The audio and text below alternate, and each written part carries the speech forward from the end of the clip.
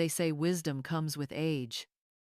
But nobody warns you that sometimes it arrives through betrayal by the very people you raised with your own hands. I never thought I would become invisible in my own home. At 73, I had imagined my golden years differently. Perhaps tending to my garden, reading the novels I had postponed for decades, maybe traveling to those places my late husband Harold and I had circled on maps but never quite reached. Instead, I found myself tiptoeing around my own house, careful not to disturb my son Marcus and his wife Jennifer, who had moved in after their latest financial catastrophe. The arrangement was supposed to be temporary. 6 months. Marcus had promised. Just until they got back on their feet. That was 3 years ago. What started as a mother's gesture of love had slowly transformed into something I barely recognized. My spacious suburban home, where Harold and I had raised our children and hosted countless family gatherings, had become their domain, while I retreated to the guest room that used to be Harold's study. Jennifer had a way of making me feel like an intruder in my own space. She would rearrange my furniture without asking, claiming it looked more modern. She threw away my houseplants, saying they attracted bugs. When I protested, Marcus would sigh deeply and explain that Jennifer was just trying to help, that I should be grateful for her efforts to improve the house. The word grateful became a weapon they wielded with surgical precision. Every morning, I would wake before dawn to prepare breakfast, hoping to contribute something meaningful to the household. Jennifer would emerge from what used to be my master bedroom, take one look at my scrambled eggs and toast, and announce she was on a new diet that excluded everything I had prepared. She would then proceed to use my expensive olive oil and organic vegetables to create elaborate smoothies, leaving the kitchen in a state that would take me an hour to clean. Marcus seemed oblivious to these daily humiliations. When I tried to speak to him privately, he would listen with the same polite attention he might give a telemarketer, nodding occasionally before changing the subject to his job search or Jennifer's latest business idea. His eyes never quite met mine anymore, as if looking directly at me might force him to see something he preferred to ignore. The financial arrangement was equally painful. They contributed nothing to the household expenses. Yet somehow my grocery bills had tripled. Jennifer had expensive tastes in everything from skincare products to organic food, and she would add items to my shopping list with the casual assumption that I would pay.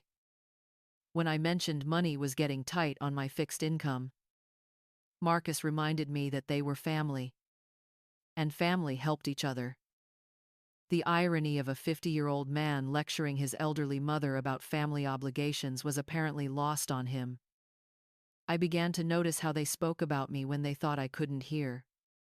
Through thin walls, I caught fragments of conversations that revealed their true feelings.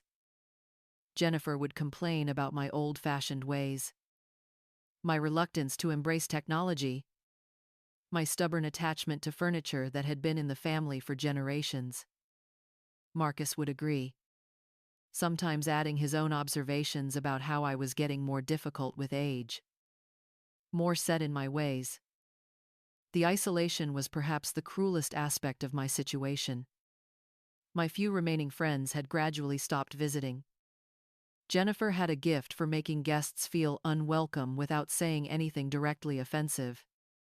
She would hover during conversations, checking her phone conspicuously or making comments about how the house was too small for entertaining. Eventually, people stopped coming, and I stopped inviting them. My daughter Sarah lived across the country and called occasionally, but those conversations became increasingly difficult. How could I explain that I felt like a stranger in my own home without sounding ungrateful or petty? Sarah had her own family, her own challenges. The last thing she needed was to worry about her mother's domestic troubles. So I learned to lie smoothly, to speak of Marcus and Jennifer with forced cheerfulness, to pretend that everything was wonderful. The physical toll began to show in ways I tried to hide. I started losing weight because mealtimes had become awkward negotiations. I would eat whatever scraps remained after Jennifer's dietary restrictions and Marcus's preferences were accommodated. Sleep became elusive as I lay in the narrow guest bed, listening to them watch television at volumes that would have been unthinkable when Harold was alive.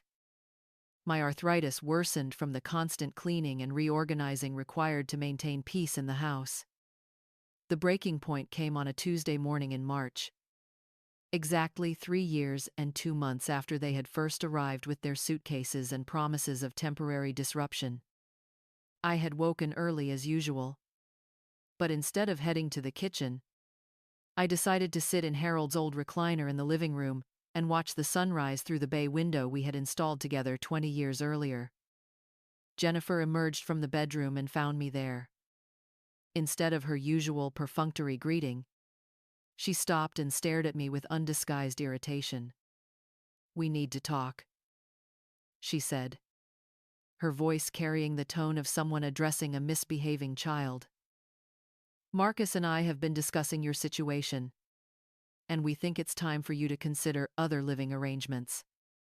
The words hit me like ice water. I sat frozen in Harold's chair, trying to process what she had just said. "Other arrangements?" I managed to whisper. "You're getting older," she continued, settling onto my sofa as if she were the lady of the house, addressing a servant. "You're becoming forgetful, more demanding. Yesterday you asked me 3 times when Marcus would be home. That's not normal for someone your age. We think you might be developing dementia." The accusation was so absurd, so calculated, that I almost laughed. I had asked about Marcus because Jennifer had been using my car all day without permission, and I needed to know when she would return it. But in her retelling, my reasonable question had become evidence of cognitive decline. "There are some very nice assisted living facilities in the area," she continued. "Places where you could get proper care, where trained professionals could monitor your health. Marcus and I would visit regularly." Of course, Marcus chose that moment to appear in the doorway, freshly showered and dressed for another day of his desultory job search. He looked at Jennifer with the expression of a student seeking approval from a teacher. "Mom," he said, and I heard decades of love and shared history reduced to a single word of patronizing concern. "We're worried about you. Living alone isn't safe anymore." "I'm not living alone," I replied, finding my voice at last. "I'm living with you." Jennifer exchanged a look with Marcus that I was clearly meant to see. It was a look that said everything about how they viewed me, how they had been discussing me, planning my future without my input. "The house is too big for you to maintain," Marcus continued. And I realized they had rehearsed this conversation.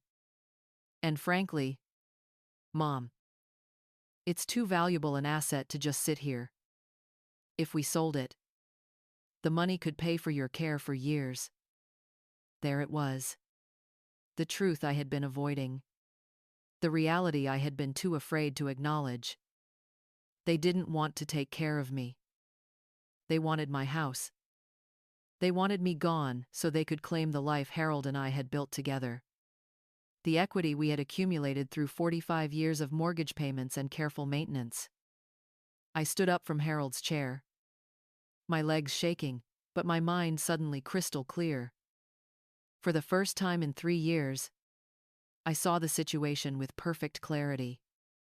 I wasn't losing my mind. I wasn't becoming a burden.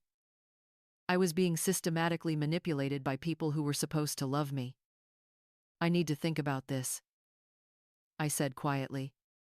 And they both smiled with the satisfaction of people who believed they had won. The next morning, I did something I hadn't done in years.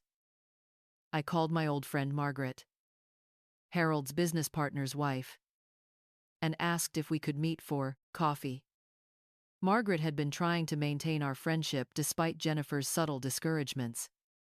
And when I explained my situation, her response was immediate and fierce. "Eleanor, they're gaslighting you," she said, using a term I had heard on television but never applied to my own life. "What they're doing is elder abuse. Plain and simple." Margaret introduced me to her attorney, a sharp-eyed woman named Patricia, who specialized in elder law. Patricia listened to my story with the kind of professional attention I hadn't experienced in years. She asked detailed questions about my finances, my mental capacity, my living situation. Most importantly, she treated me like a competent adult whose concerns were valid and whose rights mattered. "Your house is in your name alone," Patricia confirmed after reviewing my documents. "They have no legal claim to it whatsoever. And this talk about assisted living based on asking a reasonable question, that's manipulation. Pure and simple."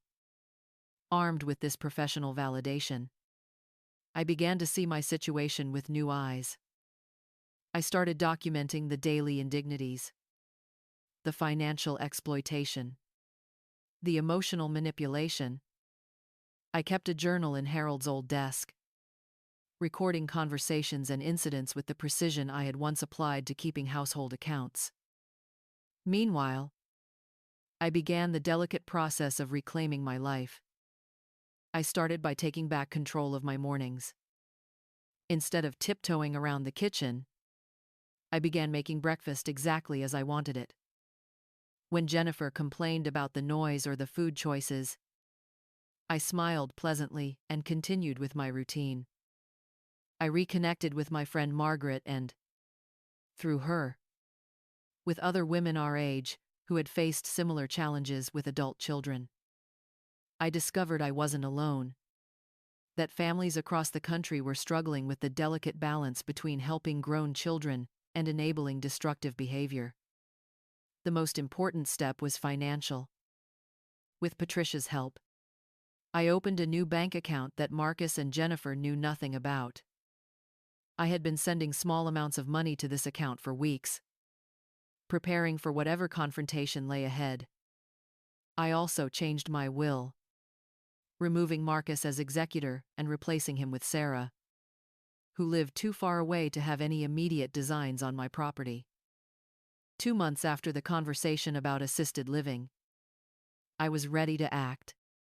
I chose a Saturday morning when Marcus was out looking at apartments he couldn't afford, and Jennifer was at her yoga class. Funded by my credit card, I packed my most precious belongings into 3 suitcases and called the moving company I had secretly hired. By noon, my valuables were safely stored in a climate-controlled facility across town. The house looked exactly the same, but everything that truly mattered to me was beyond their reach.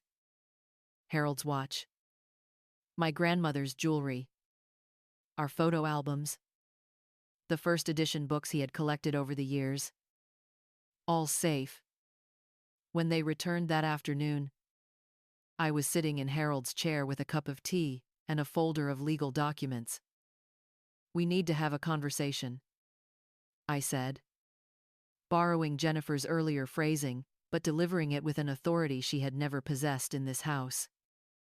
They settled onto the sofa, looking slightly puzzled but not yet concerned. I think they expected another discussion about my declining mental state, or perhaps a grateful acknowledgement of their sacrifices on my behalf. Instead, I opened the folder and extracted 3 documents. The first was a formal eviction notice, prepared by Patricia and entirely legal under state law. The second was a detailed accounting of every penny they had cost me over the past 3 years. From groceries to utilities to the designer handbags Jennifer charged to my credit cards. The third was a copy of my new will, which made very clear that their continued residence in my home would result in their complete disinheritance. You have 30 days to find alternative housing, I said calmly. If you're not gone by then, the sheriff will remove you. The reaction was immediate and predictable. Jennifer began crying, claiming they had nowhere to go, insisting I was being cruel and heartless.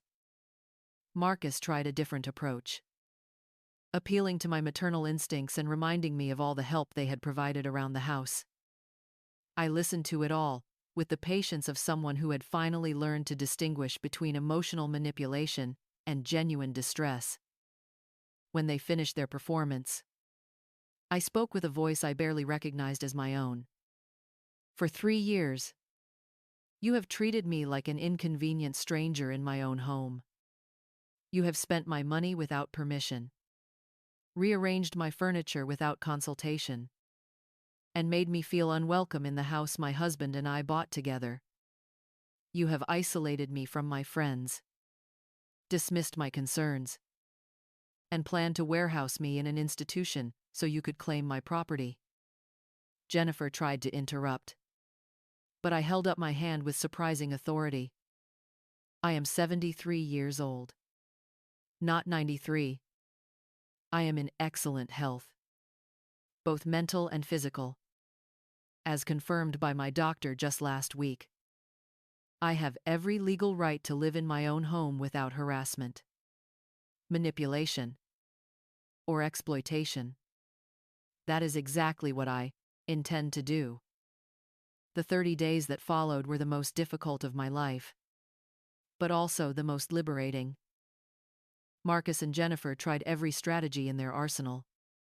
They brought Sarah into the conflict, calling her with tearful stories about my sudden cruelty and possible dementia. Fortunately, Sarah was smart enough to call me directly and hear my side of the story. When I explained the situation calmly and provided documentation of their behavior, she understood immediately. They tried legal challenges, hiring an attorney who quickly discovered that I had every right to evict non-paying tenants, even if they were family members. They tried emotional manipulation, alternating between tears and anger, between accusations and apologies. They even tried involving my neighbors, spreading stories about my mental decline that were quickly contradicted by my obvious competence and clarity. Through it all, I maintained my resolve with the help of Margaret, Patricia, and a support group I had joined for family members dealing with financial abuse. I learned that my situation was far from unique, that thousands of elderly Americans were being exploited by their own children every year. On the 29th day, they moved out. Marcus came to me one final time, not with anger, but with something that looked almost like respect.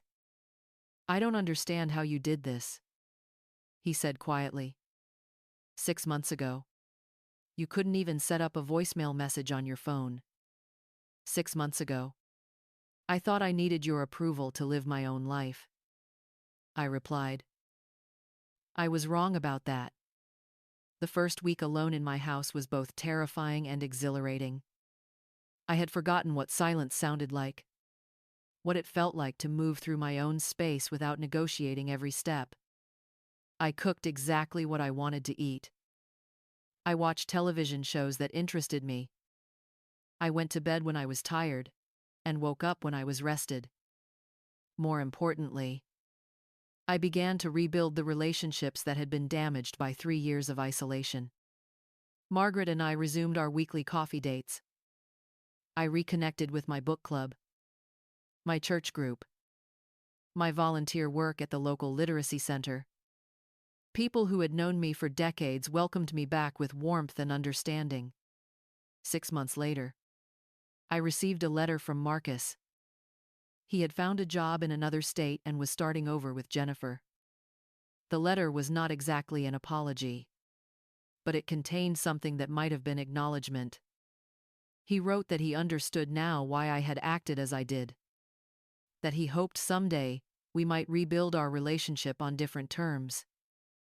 I wrote back a brief note, wishing him well, and letting him know that I loved him, but would never again sacrifice my dignity for the sake of keeping peace. I meant every word.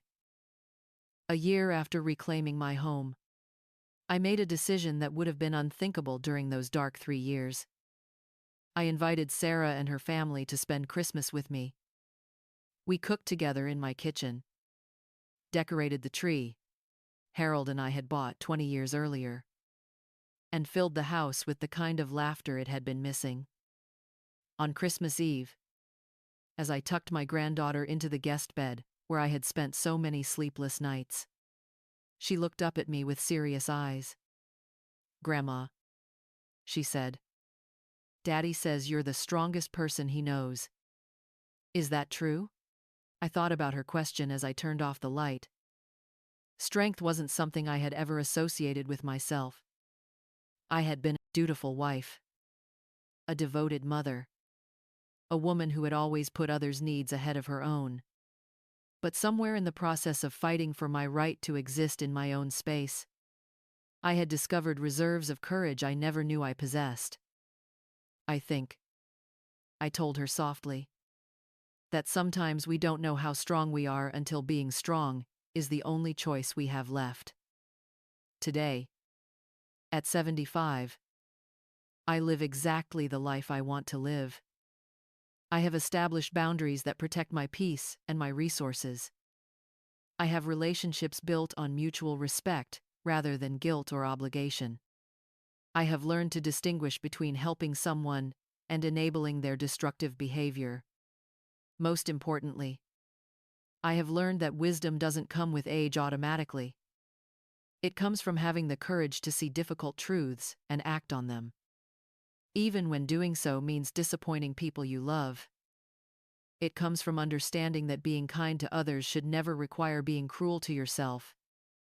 The house is quiet now, but it's a peaceful quiet rather than an oppressive one. Harold's chair still sits by the bay window, and sometimes I sit there in the early morning. Watching the sun rise over the garden, I have restored to its former beauty. I think about the woman I was 3 years ago, tiptoeing through her own life, apologizing for taking up space in her own home. She seems like a stranger to me now. That frightened, diminished version of myself. In her place is someone I'm still getting to know. Someone who speaks up when she disagrees, who makes decisions based on her own needs and values, who has learned that love without respect is not love at all. They say home is where the heart is. But I've learned something different. Home is where you can be yourself without apology, where your voice matters, where your presence is valued rather than tolerated. For the first time in years, I am truly home.